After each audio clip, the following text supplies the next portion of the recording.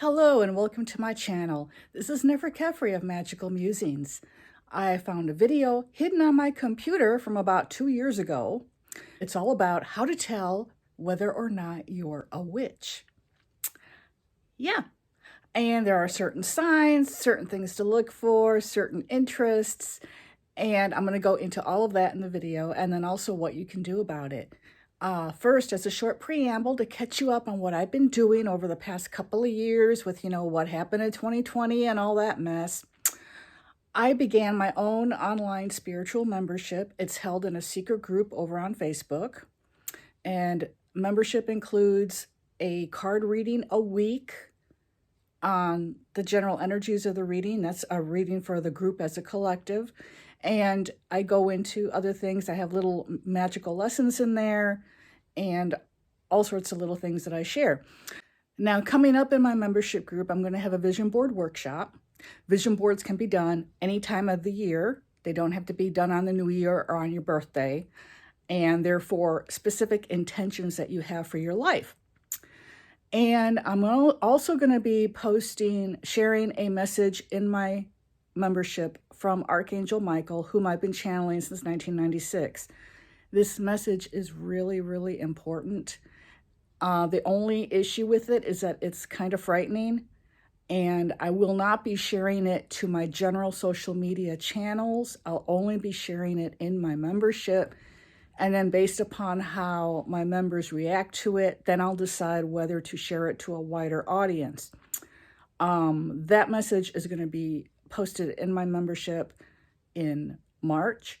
So if you'd like to join, I will have a link down below. It's $22 a month. You get a reading every week on the energies of the week and other things that go on in there.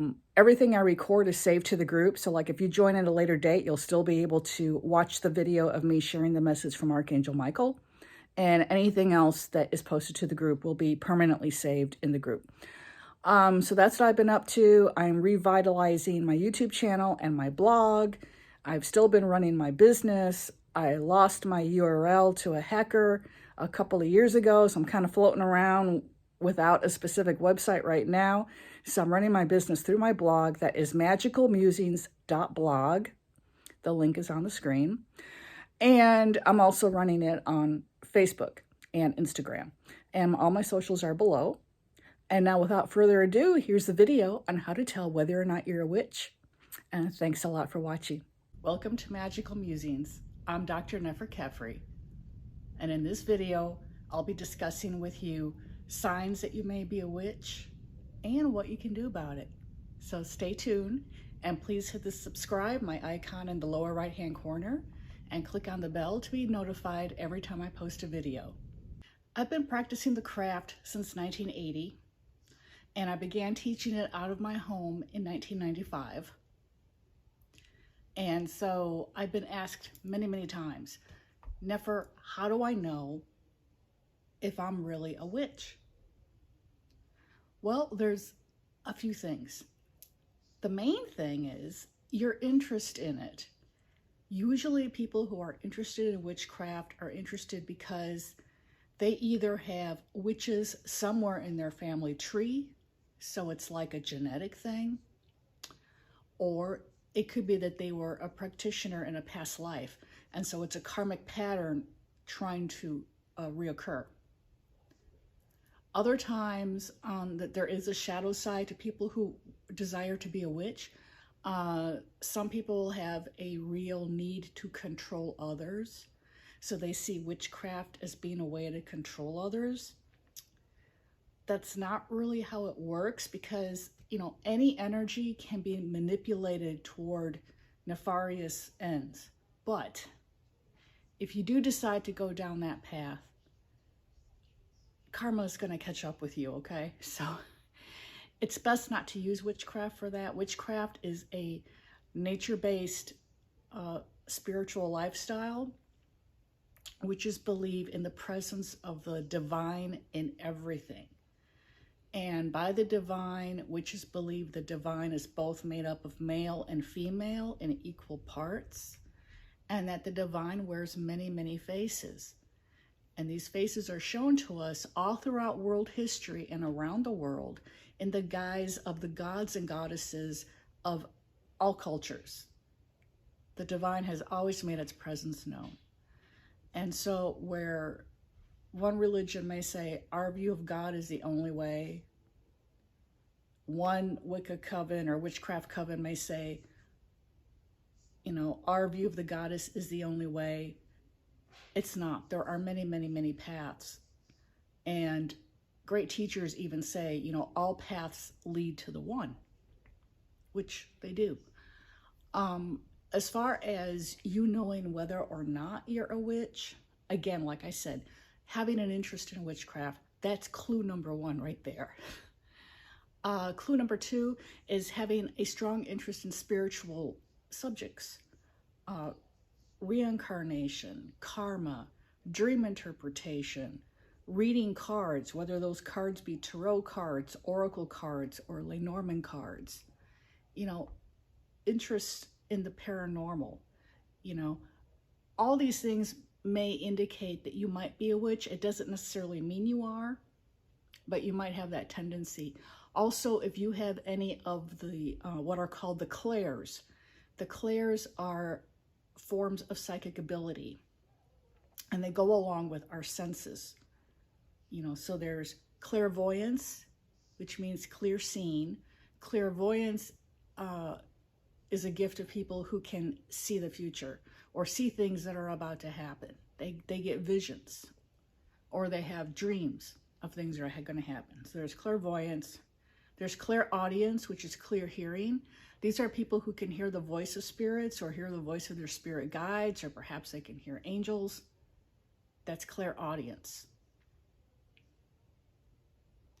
Clairsentience is clear feeling. That's when a person can either connect with the feelings of others, and that's called being an empath, or sometimes they can walk into a place and they can say something like, you know, this place doesn't feel right to me, or this place feels like, you know, bad things happened here. That's clairsentience. And there's claircognizance, which is clear knowing. This is having premonitions of the future and of events that you absolutely have no knowledge, no conscious knowledge of. And then there's, what is the other one? Well, there's clairgustance, which is clear tasting. And that's when you get tastes of food in a psychic way. I think there's another one. I can't think of what it is right now. My mind's gone blank. But anyway, those are the major ones. Oh, there's one for clear smelling too. When you smell certain scents at various times, that can denote the presence of spirit or angels or a departed loved one. I can't think of what the name of that one is. I should have taken notes. But anyway, those are the clairs. And if you have any of those abilities, that could indicate you may be a witch as well. If you have a strong love of being out in nature, working with herbs, you know, working with crystals and with stones, all that can indicate you have a natural tendency to be a witch. Now, if you know specifically you've had witches in your family tree, that's a major clue right there, because abilities are passed down through the generations. Whether you're consciously aware that you've had an ancestral witch in your line or not. Take me, for example. I'm a really good example. I've always had an interest in the paranormal and in, you know, what my friends growing up would refer to as, you know, my freaky stuff. And that just was always the way I was. And when I got older and became an adult and had my family and everything, and I started this business, magicalmusings.com, over 20 years ago. I've been at the same site for over 20 years. I was in my office one day and I was working on a reading for a client, and my dad walked in, and this is when I used to live in Corpus Christi, Texas, and I moved here from Illinois to study for my doctorate at the University of Texas in Austin, which is where I met my husband. We got married there, and then we eventually moved to Corpus due to his banking job.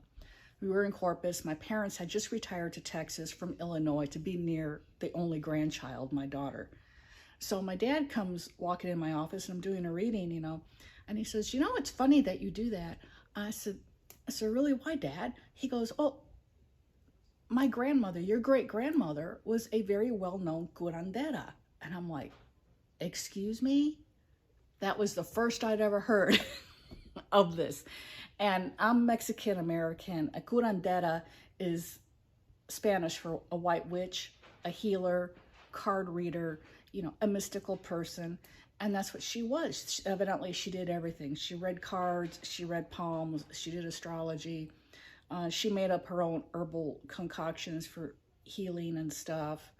And she had the gift of clairvoyance, which is clear seeing. She had visions. I never knew that about her. And unfortunately, she died long before I was born, so I never knew her. But, and then I had an aunt, my dad's oldest sister. And prior to my dad saying this about his grandmother that I never knew, a few years before that, when I was at grad school at the University of California, Santa Barbara, my aunt and uncle lived in Santa Maria, which was an hour north on the coast. And I would go to their home, every couple of weekends or so. And I was up there one weekend and we were talking about, my spiritual interests, and my aunt says, you need to come the next weekend too, because friends of ours are having trouble in their home and I'm going over there to help. And I said, wait, what kind of trouble? What are you talking about? And this was before, I was studying witchcraft at the time, but I didn't know anything about house cleansings. She was talking about trouble in the home being of a spiritual nature. And her friends knew she had some abilities, and so they had called her in the hopes that she could come over there and cleanse whatever was in their home and get it out. And she said, you can come as my second. In case I fall out, you're there. I'm like, wait a minute, I have no experience in this. She goes, no, you'll be fine, you'll be fine. My aunt was the type, she never really completely explained things to you. You'd only get at best a half explanation. So she was convinced I'd be fine. Now I know why. Because she knew her grandmother had done the same thing, and this type of thing runs in families. So she assumed I had some sort of abilities. And so I went to her home again the following weekend, and we went to their friend's house. And she had kind of run through her cleansing method with me and told me what was going to be going on and what could happen. And so we went in and we cleansed the home, and we used frankincense and myrrh incense, and we used something called Florida water, which is very popular among the Hispanic people, known for its properties of cleansing. And we got whatever was in there out. Personally, I didn't sense anything while we were there. My aunt said she could see it. So again, she had the gift of clairvoyance, clear seeing. So there you go. So that was my first experience with the house cleansing. And so, I knew there was something up with my family. I didn't know exactly what. And I asked my aunt, and my aunt wouldn't tell me. And still, I don't know why she wouldn't tell me. I don't know if she was a little bit embarrassed or what the deal was. But then when my dad said that years later, oh, your great-grandmother did all this, and people would walk from miles to see her. She was very famous, and it was a jaw-dropping moment because I had no idea that I had witches in my family. And if my great-grandmother was a witch, think about it, it probably went back even further in our family tree on my dad's side, so there would have been other witches. And so that's where I got my abilities from. So my abilities are kind of like, I look at them as being partially hereditary and then mainly book learned. Now about books, there are a lot of books out there on witchcraft. The majority of them are about the part of witchcraft called Wicca. Wicca is seen as a religion, and it has basic tenets that they follow, basic ways of doing things. Just because you're a witch does not make you a Wiccan, okay? And just because you're a Wiccan doesn't necessarily make you a witch. They're not mutually inclusive terms. I myself, I practice Wicca. just because that's what was available to me when I was ready to learn about witchcraft. Those were the type of books I had at hand. This was, again, I started reading in 1980, and so that's all I had. I actually had 2 books that I use. I teach an introductory Wicca course, and I'm going to be offering that over on Facebook in a secret private group. So if you're interested in that, my email link is below. Send me an email and just put in the subject line Wicca, and when I'm ready to teach that course, I'll shoot you an email and let you know. But this won't be till 2021. But the first book I could find on witchcraft was Wicca, A Guide for the Solitary Practitioner by Scott Cunningham. This is published by Llewellyn, and Llewellyn is very well known for their publications on magic and witchcraft and other esoteric subject matters like tarot and divination and healing, all that stuff. I don't even know how I ran across this book. I was trying to remember before I made this video, but this was in 1980, so I don't know. I'm thinking somebody may have told me about it, is what I was thinking. But as you can see, the pages are slightly yellowed. I mean, it's an old book. This is the original cover. It has a different cover on it now, and it's been through numerous printings. It's considered a classic in for its genre. And I like it because Scott Cunningham, he outlines the basic Sabbats, the ritual holy days of Wicca in here. So you know when they are. You can decide whether you want to observe them or not. And he goes through how to set up an altar, how to work with energy. It's a really very, very good introductory book, but he skims over the topics. He doesn't go in depth into any one thing. But still, for me at the time, without having any background in witchcraft except for having an interest in it, it was a great introductory text for me. So I do recommend this to all my Wicca students, and so I recommend it to you, even if you may not be interested in practicing Wicca. This will teach you how to set up an altar, how to establish a circle, how to work with energy, the Sabbats, that sort of thing. It's a good place to start. Then another early book that I read was by Silver Ravenwolf, and this is called To Ride a Silver Broomstick. This basically reads like a Wicca 101. So it's kind of laid out like a course. I actually have in here Yule 1993 from Mom and Dad. Yeah, my parents, I was very blessed to have very open-minded parents. But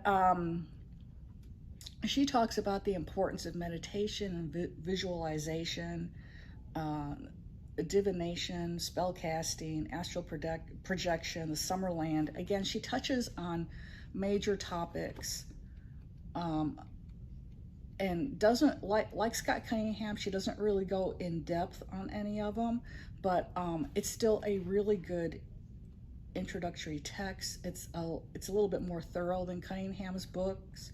She has a lot of definitions in here of terms that you will see in books on witchcraft.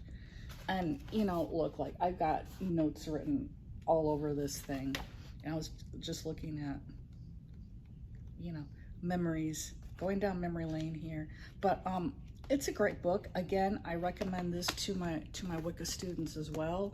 Both of these books have gone through numerous printings by now.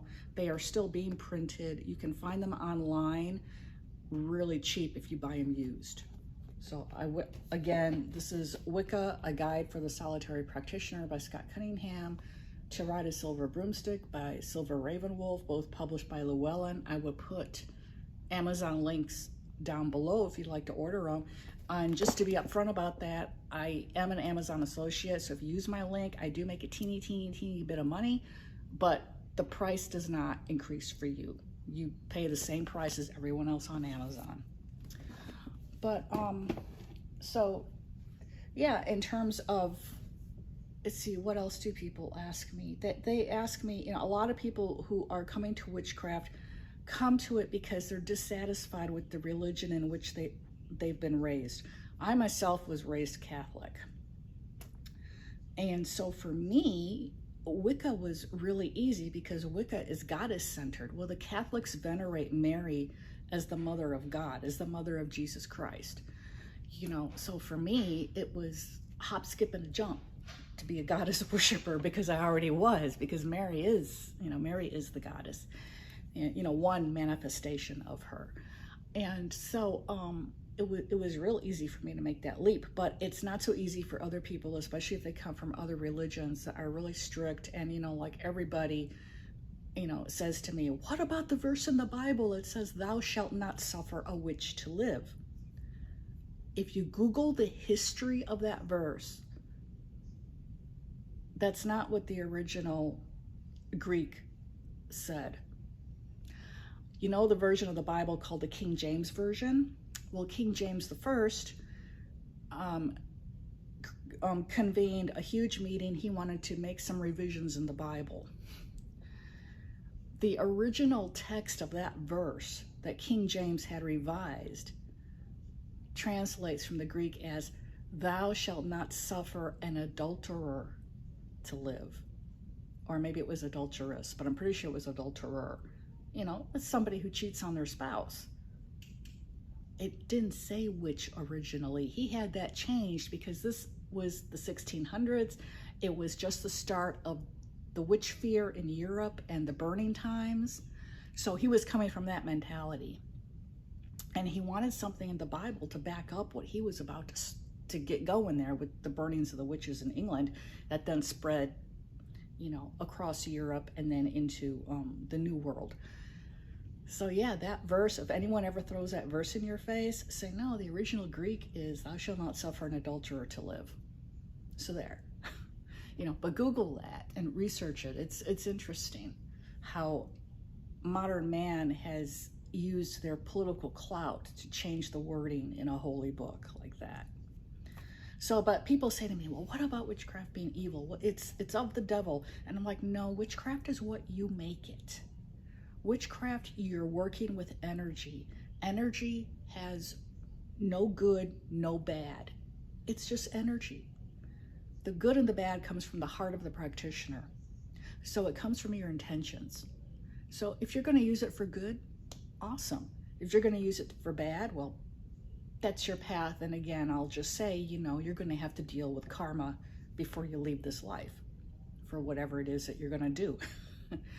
But yeah, it's just like using electricity. Electricity is not evil, but hey, it could kill you if you get electrocuted or get struck by lightning.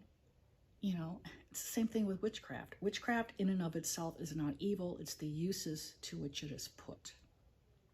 So that's another question I get a lot of. And I have to tell people, you have to come to terms with what your own religion says about it. And you have to decide, is that my view on it? Or has that just been, poured into me for so long that I've been tricked into believing that's my view? And once you figure that out, you can figure out whether you're going to go into witchcraft or not. So basically, that's just what I wanted to talk about today. Signs that you may be a witch, that you may be interested in witchcraft, and, how to tell if you are one, and to give you some guidance for a couple of good books. If you would like more information on other books, let me know. I am a Decan of book reviewer. I have been a Decan book reviewer since the early 90s. So for some major publishers. So I know about a lot of different books and stuff, but these are the two that are basically what I think are best for beginners, even though it is the Wiccan path. Again, you don't have to practice Wicca, but these give you a good foundation. And then you can go on to read other books. So that's all I have for you today. And I ask that you please subscribe to my channel by clicking on my icon there and hit the bell notification so you'll get notified every time I post a video. I thank you for watching today. I ask that you share this with your like-minded friends and leave a comment. Let me know if you're a newbie witch. If you are, please comment about subject matter you may want me to talk about. Like I said, I've been practicing witchcraft since 1980, so I know quite a bit. So Again, any questions, note them below in the comments. And if you'd like to be added to my email list, my email link is below along with my social media. I invite you to follow me on Instagram and Facebook. I thank you for tuning in, and this is Neferkefri of magicalmusings.com, wishing you a magical day.